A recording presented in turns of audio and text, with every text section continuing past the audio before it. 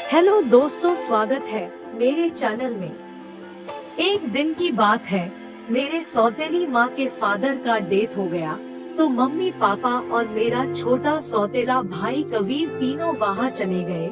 घर में मैं और मेरा बड़ा सौतेला भाई नरेश घर पे था।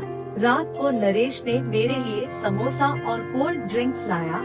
मैं बहुत खुश हुई कि चलो आज मेरा भाई मेरे ऊपर तरस खा रहा है, वरना इस घर में मुझे दुत्कार के अलावा मुझे मिला ही क्या था। उसने कहा, खा ले मेरी प्यारी बहन, आज मैं तेरे लिए लाया हूँ। मैं समोसा खा के कोल्ड ड्रिंक्स पी ली, पर मुझे स्वाद कुछ अच्छा नहीं लगा था कोल्ड ड्रिंक्स का। मैंने नरेश से पूछा, भैया इसका स्वाद अलग है। इतना कहते कहते मेरी आंखें बंद होने लगी और बेड पे लेट गई। मैंने कहा, भैया मुझे ठीक नहीं लग रहा है। तो नरेश ने बोला, गौरी अब तुम 8 घंटे तक उठ नहीं सकती है, ना तो हिल डुल सकेगी, ना तो तुम चिल्ला सकेगी, क्योंकि मैंने तुम्हारे कोल्ड ड्रिंक्स में एक दवाई मिला दिया है। तो मैंने पूछा, भाई तुमने ऐसा क्यों किया? तो वो बोला, मैंने तुम्हें चोदना चाहता हूँ। बहुत दिन से तुम्हारी जिस्म को देखकर मैं मूठ मार रहा था। इतना कहते ही नरेश मेरे बदन के कपड़े को खोलने लगा। मैंने फिर कहा, भैया भगवान के ये ऐसा मत करो प्लीज। तो बोला, कुटिया साली तुम कुछ नहीं बोलेगी, आज मैं अपना ऋण तेरे चूत में घुमाऊंगा। और वो मेरे सारे कपड़े उतार दिए। मैं कुछ भी नहीं कर पाई। उसके बाद वो मेरे भूख को मुंह में लेके चूसने लगा और अपने हाथों से दबाने लगा। वो फिर मेरे गुलाबी होठ को चूमने लगा और कह रहा था, क्या चीज है गौरी, आज तो तेरे बूर को मैं फाड़ दूंगा, आज मैं अपना ख्वाहिश पूरा करूंगा। और वो मेरे पैंटी को भी खोल दिया।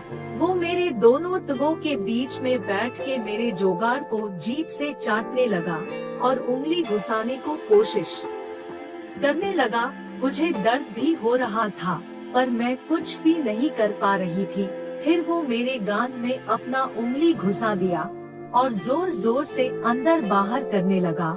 फिर वो मेरे होठ को चूमा, चूंच को दबाया और फिर अपना लन को निकाला। मैं डर गई उसके लाड को देखकर, क्योंकि उसका लाड बड़ा मोटा, काला और लंबा था।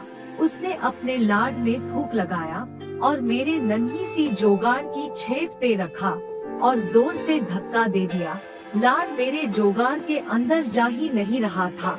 फिर उसने रसोई से सरसों का तेल लाया और लाड में लगाया और फिर से वो ट्राई किया। मेरे कंधे को पकड़ लिया और लाड जोगाड़ के छेद पे रख के फिर जोर से धक्का दिया।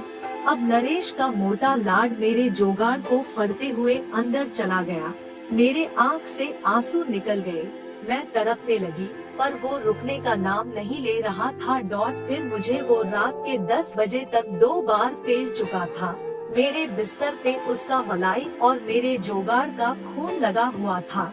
मैंने बिस्तर पे नंगी पड़ी थी। तभी किसी के दरवाजा खटखटाने की आवाज आई। जब नरेश ने दरवाजा खोला तो देखा कबीर वापस आ गया था। वो तुरंत ही अंदर आ गया और कमरे में दाखिल होते ही वो नरेश से पूछा, भैया ये सब क्या है? गौरी को तुमने क्या किया? वो नंगी है, कुछ बोल भी नहीं पा रही है।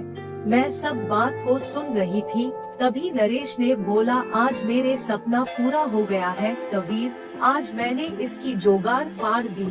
तो कबीर बोला, आपने ऐसा क्यों किया?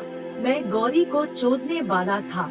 मैंने पहले इसका चूत फाड़ना चाहता था, तभी तो मैंने बहाना बना के वापस आ गया। नरेश बोला कि चल कोई बात नहीं, तुम गांड ही मार लो, मैंने तो जोगान का भोसला बना दिया।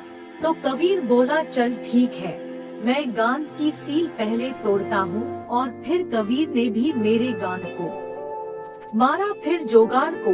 रात भर वो दोनों मुझे बीच में सुलाया और दोनों तरफ से बारी बारी से पेलते रहे।